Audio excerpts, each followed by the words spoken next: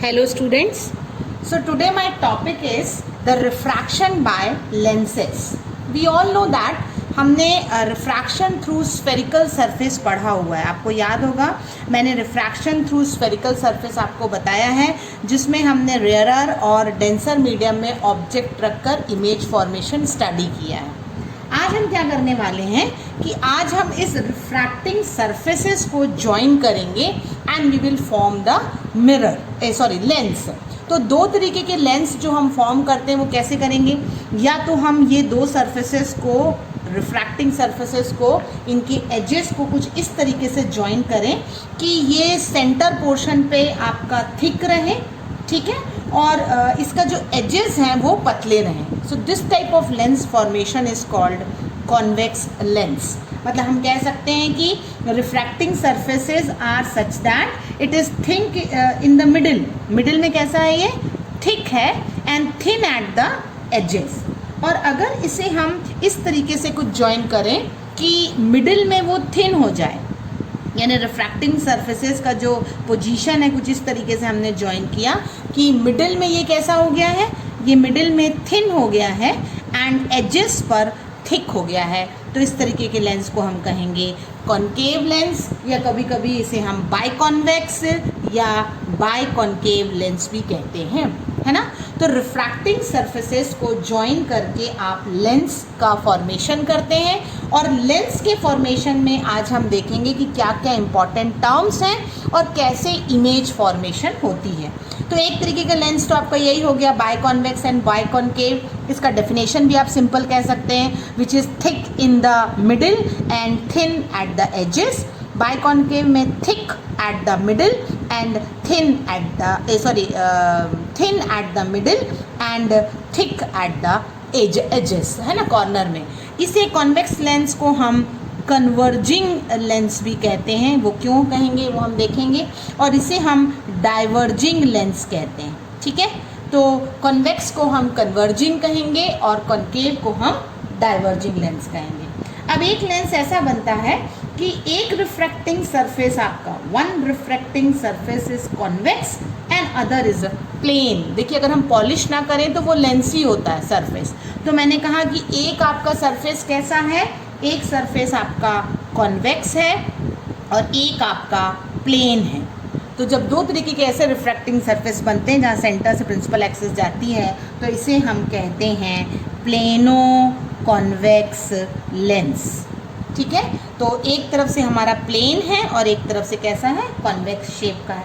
अगर इसे ही मैं बनाऊँ प्लेनो कॉनकेव, तो प्लेन देखिए इसी तरफ रहेगा जहाँ कॉन्वेक्स के तरफ था, और दूसरे तरफ से कॉनकेव होना चाहिए, यानी दूसरे तरफ से कैसा होना चाहिए, अंदर की तरफ होना चाहिए. तो ये क्या हो गया हमारा, this is my plano concave lens, ठीक है. तो हमारा राइट साइड जो है वो प्लेन है और लेफ्ट साइड अगर कॉन्वेक्स है तो प्लेनो कॉन्वेक्स, और यहाँ लेफ्ट साइड कॉनकेव है तो प्लेनो कॉनकेव, ठीक है. अब अगर मैं आपको बोलूँ कॉनकेवो कॉन्वेक्स, कॉनकेवो कॉन्वेक्स में अगेन यहाँ आपका जो होगा वो क्या होगा, कॉनकेव होगा, क्योंकि पहले मैं कॉनकेवो कह रही हूँ, और यहाँ कॉन्वेक्स होगा, यानी कॉन्वेक्स का तो बाहर ही ऐड होता है, तो ये हो गया. तो ये आपका कहलाएगा कॉनकेवो कॉन्वेक्स. अब मैं कहूँ कॉन्वेक्सो कॉनकेव, यानी एक तरफ आपका कॉन्वेक्स है तो कॉन्वेक्स पहले बनाएंगे हम और उसके बाद कॉनकेव बनाना है, ठीक है. तो थोड़ा सा आगे करके आप फिर वहाँ बना सकते हैं ऐसा. तो ये आपका क्या कहलाएगा, कॉन्वेक्सो एंड कॉनकेव. तो ये आपके टाइप्स ऑफ मिरर होते हैं. जो नाम पहले होता है, ये कॉनकेवो है अंदर की तरफ जाने वाला, और ये कॉन्वेक्स है. जैसे ये प्लेन था, ये कॉन्वेक्स है. ऐसे ही राइट साइड में देखिए यहाँ मैंने पहले कॉन्वेक्स बनाया है फिर कॉनकेव बनाया, तो ये कॉन्वेक्सो कॉनकेव, ये कॉनकेवो कॉन्वेक्स. तो इस तरीके के आपके 3 टाइप्स ऑफ लेंसेज होते हैं. एक तो बाइकॉन्वेक्स कह सकते हैं आप, यानी कॉन्वेक्स लेंस जिसे हम कन्वर्जिंग कहेंगे, बाइकॉनकेव यानी डाइवर्जिंग, और आपके प्लेनो कॉन्वेक्स एंड कॉनकेवो कॉन्वेक्स या कॉन्वेक्सो कॉनकेव, ठीक है. अब कुछ नॉर्मल टर्म्स जो हम ऑलरेडी जानते हैं उसे एक बार रिवाइज कर लेते हैं फिर से, जिसमें सबसे इम्पॉर्टेंट क्या होती है, सबसे इम्पॉर्टेंट होती है प्रिंसिपल एक्सिस. ये मैं आपको पहले बता चुकी हूँ. यहाँ प्रिंसिपल AL यूज़ करना है क्योंकि ये सबसे इम्पॉर्टेंट लाइन है. तो कॉन्वेक्स मिरर हो कॉन्वेक्स लेंस हो या कॉन्केव लेंस हो जो एक्सिस सेंटर से पास होके जाती है, यानी line joining the centre of curvature of the two spherical surfaces, then it is form what principal axis, जो बीच में से जा रही है। देखिए एक्चुअली कैसे बनता है, मान लीजिए ये हमारा स्फेरिकल सरफेस है और दूसरा स्फेरिकल सरफेस ऐसा था, है ना, इसका सेंटर ऑफ कर्वेचर ये है, इसका सेंटर ऑफ कर्वेचर ये, तो इन दोनों को ज्वाइन किया तो ये जो सेंटर पार्ट बनता है ना, इसे हम लेंस कहते हैं। This is lens. Spherical part का एक जो स्फेरिकल पार्ट होता है ना मेरा, उसका एक जो सेंटर पार्ट होता है उसे हम लेंस कहते हैं। करेक्ट। तो ये जो लाइन हुई ये प्रिंसिपल एक्सिस हो गई। ऑप्टिकल सेंटर का मतलब क्या हुआ, this is O, the centre of the two spherical surface where they are joining. इसे डिफाइन कर सकते हैं कि centre point of the lens through which rays of the light passes undeviated.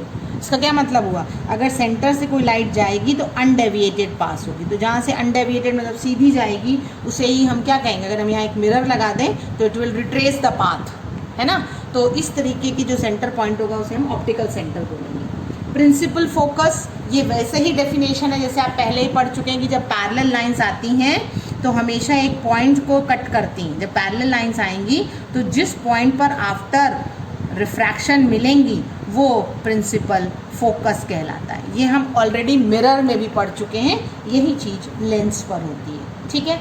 Focal length किसे कहेंगे, the distance between the optical centre and the focus. O और F के बीच की जो दूरी है उसे हम उसे हम फोकल लेंथ कहते हैं। करेक्ट। तो अब आपके पास नॉर्मल सारे वर्ड्स हो गए हैं। Now we will start with our image formation, की इमेज फॉर्मेशन कैसे होती है। So now we will see the image formation. और जैसे हमने ऑलरेडी देख रखा है कि देयर आर सम रूल्स जो आपको फॉलो करने पड़ेंगे, और अगर आपकी आफ्टर रिफ्रैक्शन कोई भी रिफ्रैक्टेड रे मिलती हैं, when they meet they are forming the image. तो जैसे मैंने ये कॉन्वेक्स लेंस लिया, ठीक है, और कॉन्वेक्स लेंस में जो पहली रे है मेरी वो यही बता रही है कि when it is coming parallel to the principal axis always it will refract and pass through one point which is known as focus. इसे हम फोकस कहेंगे, और ये हमारा ऑप्टिकल सेंटर हो गया है। सेम वे हमारे पास कॉन्केव लेंस के साथ होती है। कॉन्केव लेंस में अगर कोई रे आती है तो इट्स अ डाइवर्जिंग रे, है ना। तो आपको ये बताना है कि रिफ्रैक्शन के बाद जो रे है वो डाइवर्ज हो जाती है, और डाइवर्ज होने के बाद हम उसे बैकवर्ड एक्सटेंड करते हैं। तो जहाँ वो बैकवर्ड मिलेगी that is called your focus. तो this is my first ray which I have to consider कि कोई रे पैरेलल आ रही है तो after refraction they will come and meet at the focus, है ना। जो सेकेंड रे होती है हमारी, जो सेकेंड हमें कंसिडरेशन करना है वो बिल्कुल जस्ट इसका अपोजिट होगा। अपोजिट का मतलब ये हुआ कि रे अगर फोकस से आ रही है तो रिफ्रैक्शन के बाद कैसी हो जाएगी, पैरेलल हो जाएगी। यानी रे को फोकस से लाइए और रिफ्रैक्शन के बाद पैरेलल शो कर दीजिए। ठीक है। तो ये कॉन्वेक्स के लिए हो गया। सेम वे हम कॉन्केव के लिए कैसे बनाएंगे, कॉन्केव में क्योंकि हमारा डाइवर्जिंग लेंस है इसलिए आपको कैसे लेना है, इसका फोकस इधर पे ध्यान रखना पड़ेगा। ये आप डॉटेड लाइन से इसको यहाँ तक लेके आइए। ठीक है। तो ये आपका फोकस हुआ। अब F2 बोल सकते हैं क्योंकि F1 इस तरफ होगा। हाँ, तो आपका जो फोकस है तो यहाँ से रे अगर आती है तो after refraction it will become parallel. तो यहाँ आने के बाद आप यहाँ से एक स्ट्रेट लाइन शो कर सकते हैं। तो रे जो है वो फोकस से अगर है तो it will become parallel after refraction. Third रे जो होती है वो मैंने आपको एक्सप्लेनेशन के समय बताया कि अगर कोई रे ऑप्टिकल सेंटर से जाती है तो इट विल गो अनडेविएटेड। तो ये कॉन्केव हो चाहे कॉन्वेक्स हो, अगर कोई रे ऑप्टिकल सेंटर से है, ठीक है, लाइक दिस, तो ये जो रे होगी वो अनडेविएटेड होती है। ये एक्चुअली क्या होता है, first principle focus and second focus, ये फर्स्ट एंड सेकंड आपको बनाते हैं बार बार, क्योंकि सरफेसेस दो हैं तो दो तरीके के फोकस आप मेंशन कर सकते हैं। ठीक है। तो अब आपको ये ध्यान रखना है कि इन तीन रे में से एक parallel to the principal axis passes through focus, एक passing from focus becomes parallel and one passing from optical centre goes undeviated. इन तीनों में से अगर कोई भी दो रे मिल रही हैं so there will be image formation of object. और इमेज के लिए मैं आपको बता दूं कौन कौन सी होती हैं, रियल और वर्चुअल रहेंगी, जो हम ऑलरेडी देख चुके हैं। आप 10th का वीडियो देखिए, इमेज फॉर्मेशन का हम पढ़ चुके हैं कि रियल इमेज और वर्चुअल इमेज किसे कहते हैं। फिर इमेज का जो नेचर होता है वो इरेक्ट हो सकता है, इन्वर्टेड हो सकता है।